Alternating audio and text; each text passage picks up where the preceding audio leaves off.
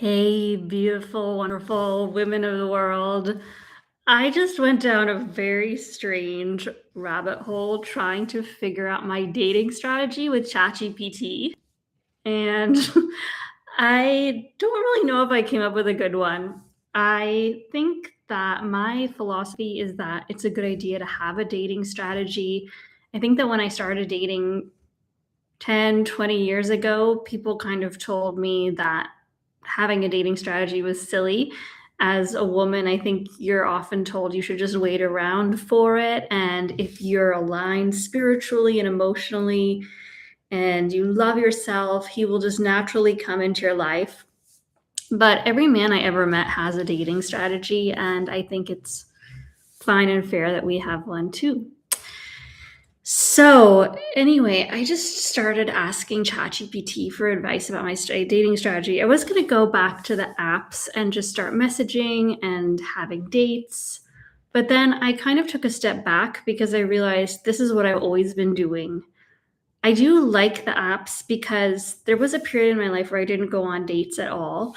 And I felt really bad about myself and I thought I wasn't attractive. And then I met a dating coach who really encouraged me to just get on the apps and date people. And I think that what I saw was that I went out with some men who liked me and I wasn't interested in them. And I went out with other men where I was interested and they were not interested. And then 1 out of 10 times we would both be interested in each other. And then that might lead to 2 dates. And one time it led to a relationship. So I thought, okay, maybe I should just try to do some things I haven't done before. So this is the prompt I gave ChatGPT. Because I work in tech in my other life, I actually bought the ChatGPT Pro subscription for $200 a month.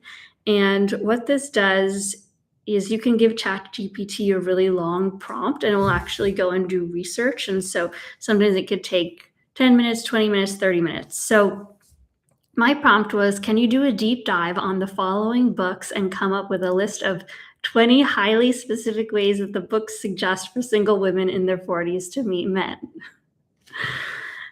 I know that this is kind of weird. I mean, I think that part of my desire to create a dating strategy is also just this hope that I can control it in some ways. I just keep feeling that if I can crack this code, if I can come up with a perfect dating strategy, that's something that I can offer to other women. But I also feel like that is in some ways kind of not great. I mean, there's a huge part of me screaming that this desire to control things is not great. But on the other hand, I also do think it's great. I mean, there was a time in my life where I didn't have a lot of friends, and I worked on that, and I did develop a strategy. And my strategy was basically that instead of kind of trying to become friends with the most popular people, I should act more like kindergarten, where if someone likes me, I like them back.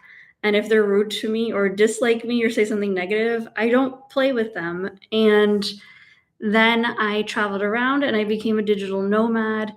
And I found that there were certain places like Split where everybody was making new friends. And so you could just send a message out, meet someone. And I came here and I met two of my best friends for life. And since I changed my strategy around making friends, I do have a lot more friends. So maybe if I change my strategy around dating, I can meet a partner or certainly at the least meet more secure men so I can have meaningful relationships with them instead of just these weird 2 to 3 week flings that make me incredibly anxious and never amount to anything more and are not fulfilling for very long, at least. So, okay, so I asked it to do this deep dive on 20 books. I went to Amazon and I started browsing around. And what I did, I just started with a book that I like by Matthew Hussey, Love Life. And then I saw what categories is it rated in. And I looked for a couple more books. I like John Berger a lot. I've used Calling in the One a couple times. And I just saw what categories are there in. And then interestingly, I discovered that there is a mating category on Amazon. You can just look up what are the top books in mating. I found that rather interesting. So I found a few good books there. All right. So very quickly, I chose Date Smarter, A Strategic Guide to Navigating Modern Romance, How to Not Die Alone, which I still haven't read fully, Love Life, If the Buddha Dated, Make Your Move, The Inner Work of Relationships, Child and Create what is this one? Oh, The Inner Work of Relationships, How to Heal Your Inner Child. Attached, I love that book. It's all about anxious and attachment. Calling in the One, Why Men Love Bitches, have not read that one yet.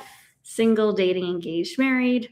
Prayers for My Future Husband. I put a Catholic one in there, and I think that there might be some good prayers in that. There was a little allusion to praying for his character instead of praying for him, which I liked that. The Opposite of Settling, Future Husband, Present Prayers, Get the Guy, Love is Not Enough, 8 Dates. So I do think it's worthwhile taking a look at these religious books because ultimately marriage is kind of a religious institution, and I'm not such a religious person. I'm spiritual, but if I'm drawn to this institution that has its roots in religion, maybe religion might have something to offer me, both in the way of finding a relationship or discovering that this is not a path that is necessarily relevant to me. Okay, so I asked ChatGPT to do a deep dive on the following books and come up with 20 highly specific ways to meet men. And I was in particular looking for things that I have not tried or things that made me nervous and uncomfortable. One of the suggestions that makes me most nervous and uncomfortable is asking people for introductions. So we'll get to that. So here are the 20 meet man moves. Number 1 was join a Saturday morning trail crew volunteer outdoor work day. I will say my friend and I have tried this. She organized a beautiful beach clean on the island of Broch, and only one person came. But I think I might try doing that again this Saturday, and maybe I can find some different distribution channels. Cheers. Number 2, work from a coffee shop with a tiny ritual. Same day, same time each week. I love to go to coffee shops. There's a coffee shop I love in Split called Kava Chew, and actually I think I kind of am starting to make some connections there. By the way, I'm realizing as I'm talking that I've started to way overuse the word actually, and I'm going to try to be more conscious about that. Work from a coffee shop with a tiny ritual.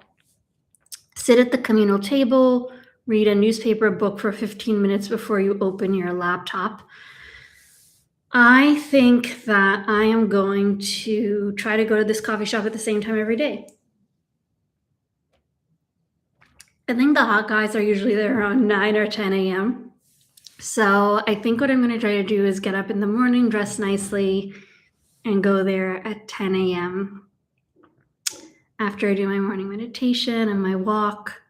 Maybe 9 a.m. We'll see. I think 10. I have not tried going there at the same time every day, and I think that's quite a good idea. Number 3, go out dancing with a friend, a scheduled time. Put it on the calendar twice a month. Luckily, Split has a very lively dancing scene. I will say that I find that the whole clubbing scene is not necessarily the best place to meet intelligent, financially responsible men in their 40s. It's more people who are married looking for extramarital affairs, or kind of crazy people who don't know that they're 40. I don't know.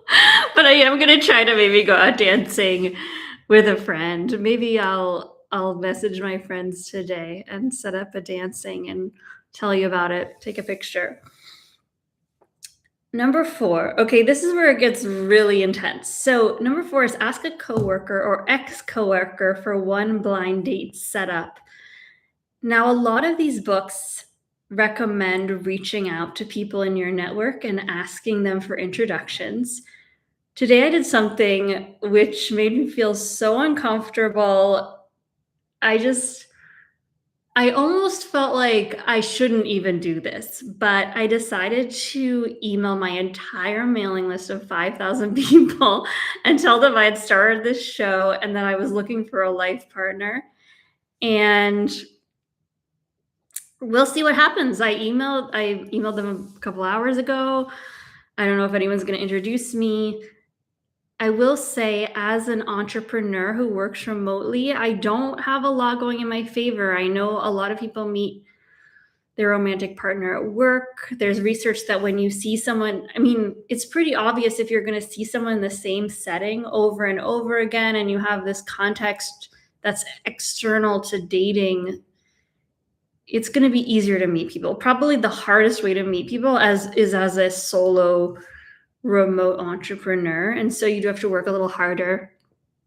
So I emailed that list. We'll see what happens with it. And then I am going to start going through my contact list. And I also use ChatGPT to start segmenting what types of people I should be asking for intros to. This is kind of funny because there's actually very specific advice in this group about what types of people that you should be asking for intros from. When I think that possibly this podcast is going to be a good place for intros because I want to be interviewing women who found love in their 40s. I want to be interviewing some men I think are really great who are married but might have friends who they can introduce me to. It's incredibly awkward to reach out to a friend and ask them to make a romantic introduction. Just, it feels so weird. And so I think that maybe that's a really good place for me to lean in, is asking for those intros. So you're going to be seeing more of that. I'll probably do a whole episode about it.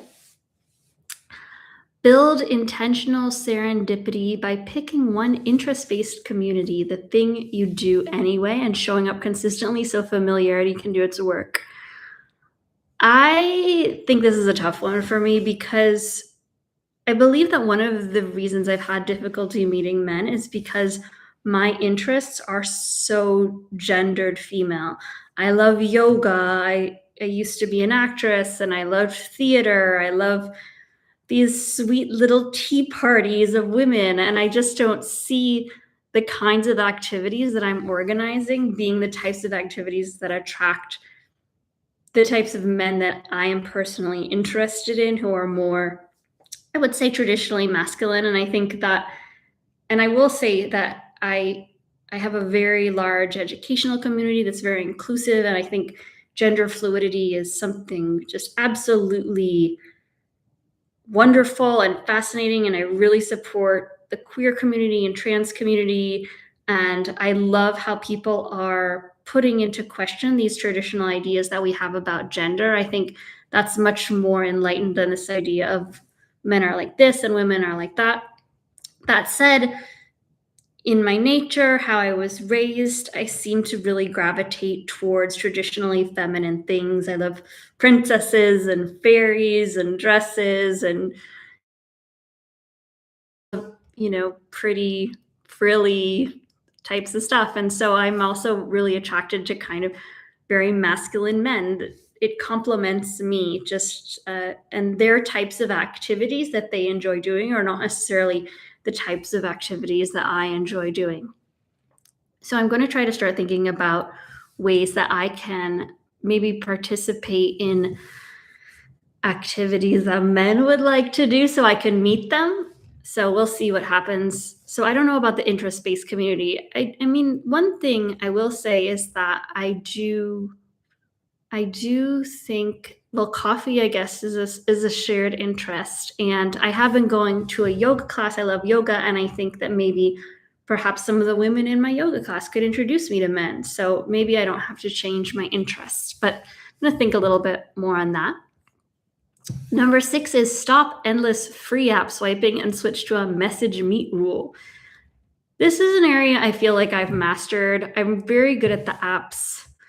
I learned this when I first, I guess, I don't know how long it was ago, but I realized that you can really go on an online dating app and just open with, hey, do you want to meet up for a drink tonight? There's no there's just no reason not to. Any person who doesn't who thinks that's weird for a woman to ask you out for a drink is not going to be someone you want to date. Like, you don't want to date someone who plays hard to get. And most men are very, very happy that I just get to the chase and say, hey, let's meet up. About 9 out of 10 people on dating apps are avoidant. And so you really want to find that 1 out of 10 who's just there because they want to meet in person. And there's just so little you can tell about someone online. So even if you can't be clever with your messaging, I mean, you seriously can just say, hi, do you want to meet up for a drink tonight? That's it. Or do you want to meet up for a coffee today? I think coffee dates are really great because it kind of takes the pressure off it getting too sexual too quickly. But yeah, hey, do you want to meet up for a coffee today? It's kind of almost a funny way to lead. I will say I hired someone to message for me on dating apps earlier this year because I find it so boring. And I have the type of personality where I feel like I need to swipe on every single profile, see all the candidates that are out there, narrow it down, say hi to everybody, see who messages me back. And this is just kind of overwhelming. And it's much better to start with a few qualified leads and make your way in. I also have a lot, and so I did hire someone, and I know it feels a little bit unauthentic for someone to be posing as you, messaging people on the apps. However, I wouldn't really mind if someone did that for me. I'm mostly concerned about just meeting in person. So I don't know if I would do that again. Her messages were a bit cutesy. It was just a bit odd. I mean, I just don't feel so great about it. I think I will hire her to do a little more messaging, because the other thing too is that even if you don't meet someone on the apps, something wonderful happens the minute you start meeting people on the apps. Is that when I start going on dates, I just start becoming so much more attractive to everybody around. It's just the weirdest transformation. I mean, I could just go out with anybody on a date, and suddenly I'm just putting out this vibe. So when you want to get started dating, I really recommend go out with almost anybody nice who's going to ask you out, because the more you're going on dates, the more you're going to just start attracting people into your life. So I really kind of just need to do it. It's just a boring, annoying thing. But on the other hand, because I haven't been successful in the past with dating, I really feel like I shouldn't. I mean, the apps have not worked for me. They've worked for going out on dates, feeling more attractive, having these short flings, but they haven't worked for me in meeting a long-term partner. So I do think there's a couple of things that I need to change about them. I need to be a little bit more conscious about kind of figuring out who people are before I date them, I suppose. And I'm trying to think about what to ask. I don't really like to ask people what their job is, because feels like such a trite question. What do you do? And I think for men, they're very self-conscious about how much money they make, and they don't want to feel judged, like you're just looking for how much money they make. And I don't want to put anybody in that position. I also feel like somebody could not be making a lot of, might not be doing a job that feels very interesting to me, but they could be someone truly amazing. And so I really, and I've experienced that in the past. And so I just don't want to come off too judgmental. On the other hand, I mean, I was messaging on WhatsApp and someone said they were an Uber driver. And then I went into this whole kind of crisis about it because I didn't feel like I wanted to date an Uber driver, because I consider myself to be someone really well educated, and I was so judgy. And then, my dating coach said, you're a successful, intelligent woman, and if you don't want to date an Uber driver, I mean, it's natural you would want to meet someone who is ambitious like you. I don't know. But on the other hand, I'm sure there's like some incredible Uber drivers out there. I mean, I know there are people who were the top medical doctors in their home country who immigrated to the States, and now they're driving for Uber. So what do I know? Anyway, this kind of thing just makes my mind explode on the dating apps. So I don't know. I think that when I go back to the dating apps, I'll probably find a friend to help. And also, I just want to do a little bit more thinking about what kinds of questions I want to ask before I meet up with people. I feel like I need to make a kind of shift in that I just started reading Matthew Hussey's new book, and he talks about looking for a partner as opposed to chasing romance. And I definitely think that resonates with me in that I'm chasing romance because I love romance, but there's other ways I can bring romance into my life besides, just chasing that instead of looking for a real partner. Like my fashion show, that was a great romance opportunity. By the way, this is my hack for getting my 2 liters of water in every day. This is an apple juice glass that carries a liter of water, and I put some lemon juice and a bit of salt for electrolytes, and it's warm. So it's really good, but for some reason I'm really dehydrated. I hope it's not hard to listen to. All right, let's go back to our 20 meet man moves. So I need to do a little tinkering on the apps. I still think that they're at least a good place to start some momentum when you're dating. Say yes to people who aren't an instant hell yes, and give them 2 to 3 dates. Check. I definitely am willing to do that. I think there's not necessarily an instant spark with people. Okay, number 8 idea is join a climbing gym. So I'm definitely not going to do that. I do not enjoy climbing. I don't think there's any reason to force yourself in an activity that you don't like. Just all this upper arm stuff. I'm afraid of falling. I've had so much teeth surgery, not for me. Boxing or kickboxing class. I might try this one. I am interested in different ways, different places where men do sports. I've often thought if you're a single man, go to yoga class. I mean, you're going to find a room full of intelligent, kind, self-aware, super healthy women.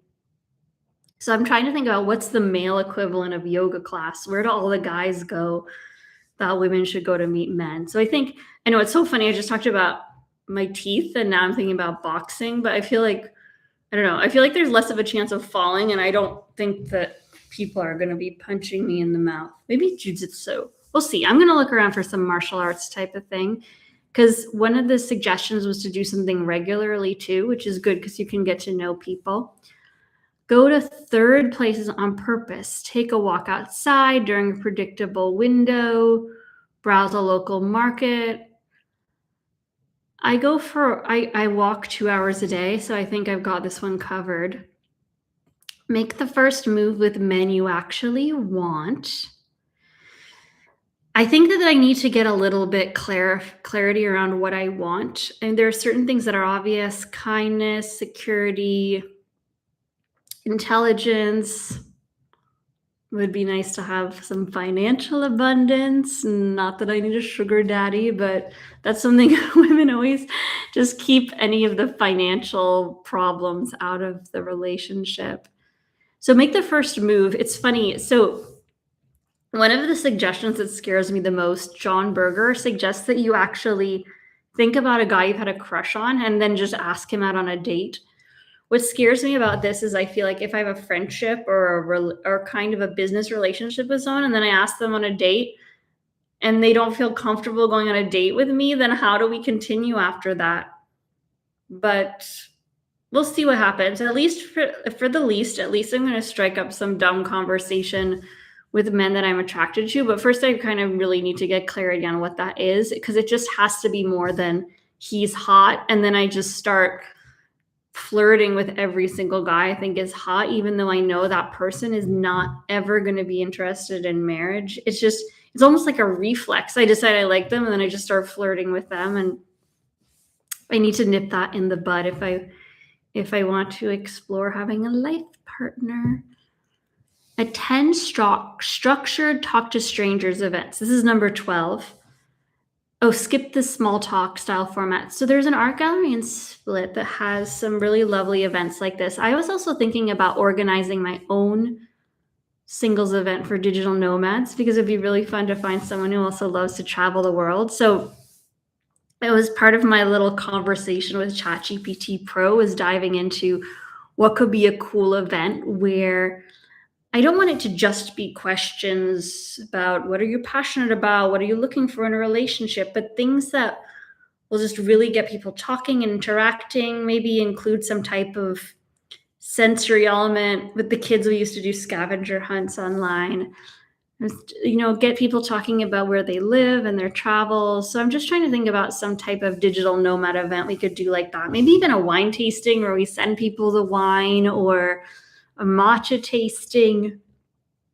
We had a wonderful event during the pandemic where we had a facilitator who it was all I ran a nonprofit during the pandemic that did volunteer tutoring. So we recruited math majors at universities, and we paired them with kids who underserved communities who needed math tutoring. And we hosted a community event for the tutors, and this facilitator was really experienced in diversity training, and she did this really cool thing where she went from, I guess you could say, easy to hard, or specific to subjective, where she started off with just having everyone drop an emoji of how they were feeling, and then go around and talk about a mentor who influenced them, and or no, then talk about where they were from, a mentor who influenced them, and then their mission for being part of this nonprofit. And it was just extraordinary. I mean, by the time we got to mentors, people were opening up with such deeply personal, beautiful stories about their lives. And I've never felt so connected in an online event or even an in-person event before. And I think that there might be some way that I could structure an event that will both attract the types of men I'm interested in meeting, but then also just really help us all connect. I'm trying to do some of this on my podcast too, interviewing the people that I might be interested in meeting. Like, I was thinking I could do some type of deep dive on maybe men who recently mentioned that they're single on podcast interviews, or just interviewing the types of people in my own life, like single women in their 40s. Or I was also thinking about, men who I think are really incredible and married, and then asking them for introductions. Although I feel like it's a little bit weird to ask a woman's husband to introduce me to his friends. Maybe ask her, because I just don't have a lot of male friends. So yeah, maybe I need to work on that too. Okay, so what do we have here? Joins a singles club. Ugh, I really don't like singles events. I just find them so awkward. But I should do it. I should break out of my comfort zone. Someone recommended a trivia night to me. Also, there's someone in my network who does know a lot of men, and I asked him for help with matchmaking, which was weird and uncomfortable, but I think he is going to help me out. So I'm proud of myself for that. This is a weird idea ChatGPT gave me. 14 tri-personal ads. Matchmaking. Okay, I'm going to have some matchmakers on the show. I don't feel like I can really afford a matchmaker, but maybe if I have some on the show, they'll do a match for free. Start a small group study circle using the 5 love languages. Let friends of friends naturally flow into that orbit. I don't know if a lot of men are going to join a 5 love languages meetup, so I might scratch that one. But I could maybe think of a different study circle, like maybe about ChatGPT Pro or AI or the environment. Volunteer in a service team. Okay, I'm definitely going to volunteer. This is such a good one.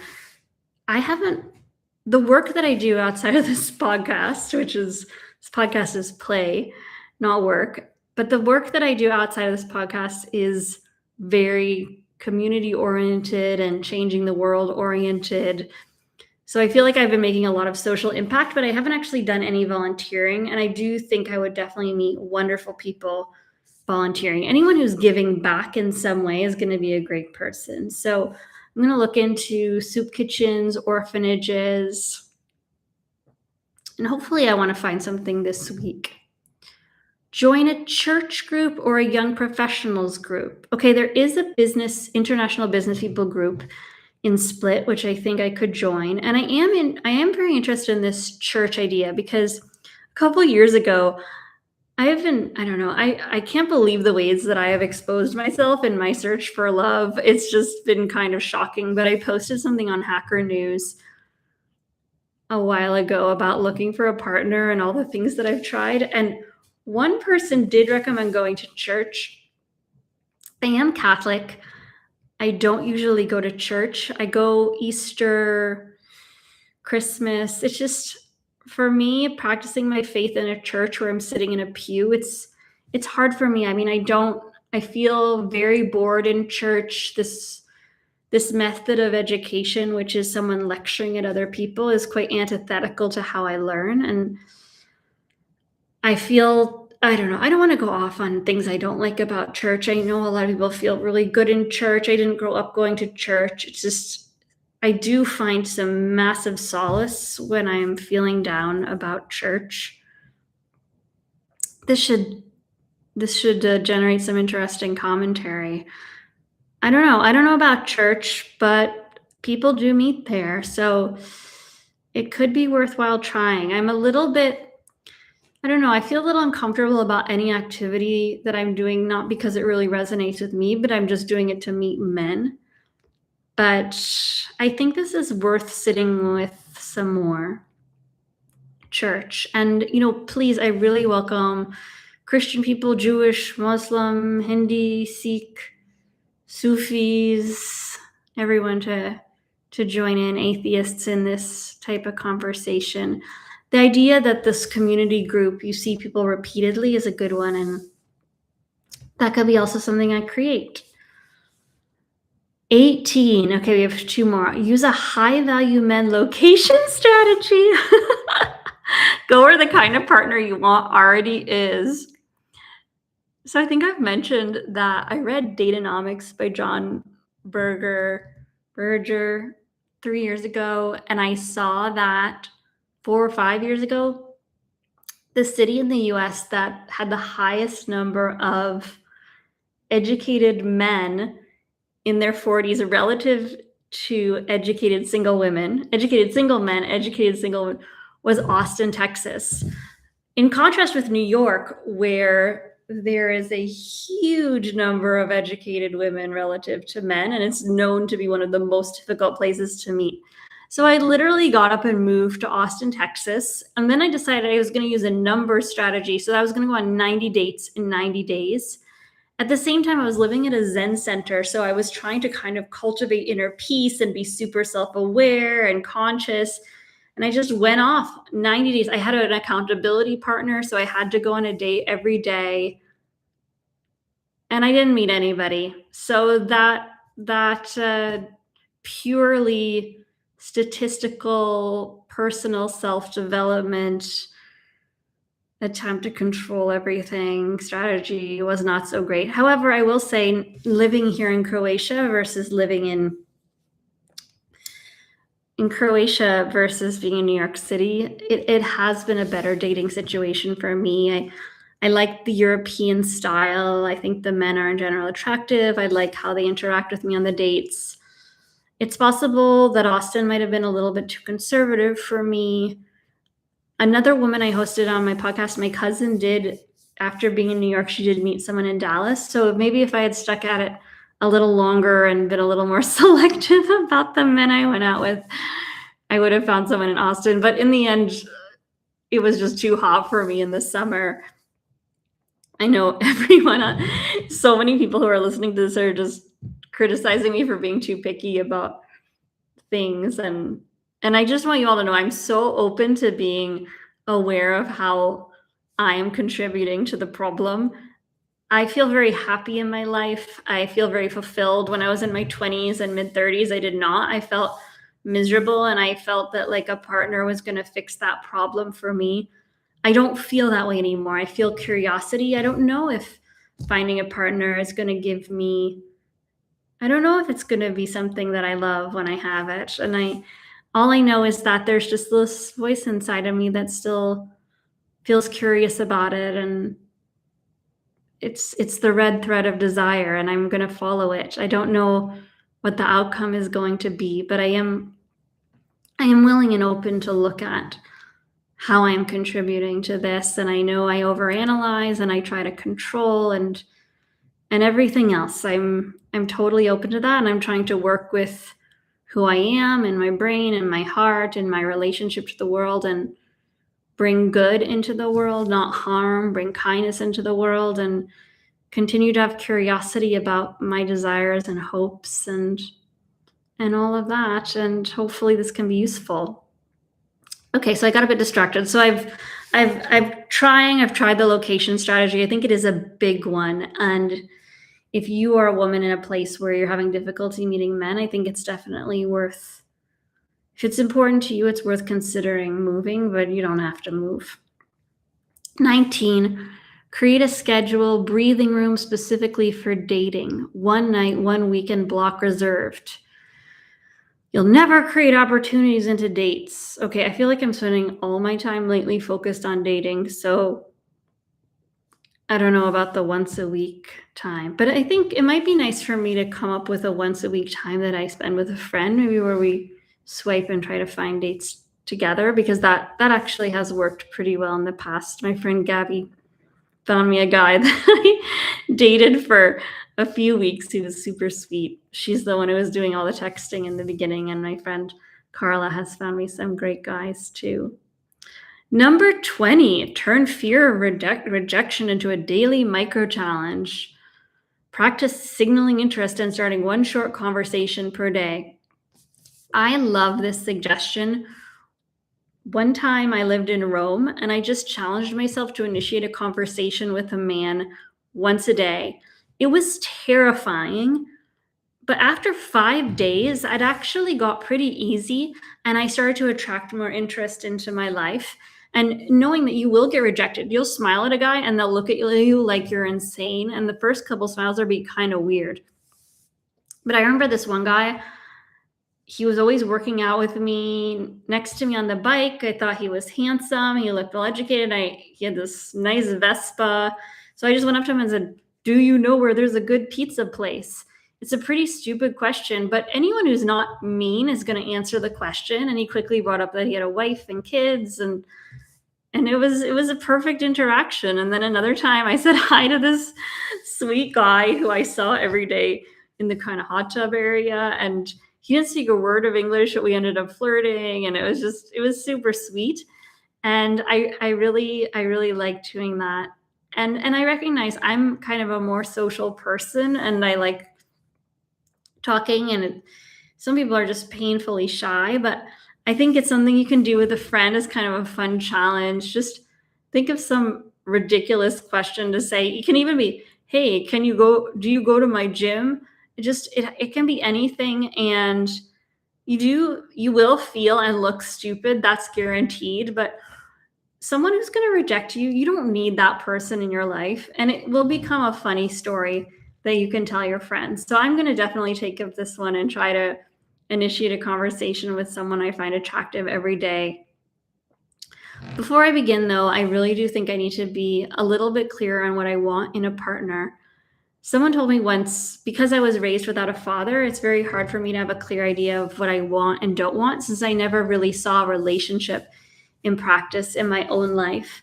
So that's an ongoing process. And sometimes when I'm trying to manifest my ideal partner, I almost have the sensation that I'm trying to force answers instead of receive answers. So I might have some guests on here about manifesting, because I do think there is something to that.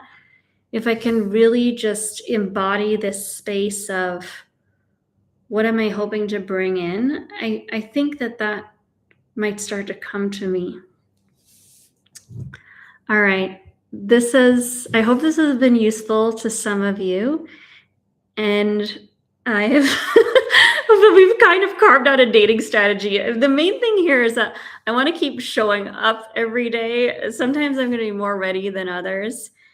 And I think today the main takeaways are just, I'm going to start doing that outreach to friends and family for intros. I did that huge thing that made me terrified, which was emailing my whole list and asking if there was anyone knew who could be a good fit for wild and weird me. And hopefully I will manifest a date soon. Tomorrow, maybe I'll go on the dating apps or message someone. I'm not really quite sure what's in store for tomorrow, but I really am hoping to start getting out on some dates and stop talking about it. And read some books too, because maybe that will give me some more good ideas. I think I am going to start with this Love Life, Matt Hussey's second book, but I also want to check out Date Smarter and some of the other ones. Yeah. Oh, and tomorrow I'm definitely going to the coffee shop. At least that's one concrete thing I can do is start going to the coffee shop every day at the same time, and let you all know what happens. I hope your day is full of beauty and joy and beautiful, magical things happen to you, and thanks for tuning in.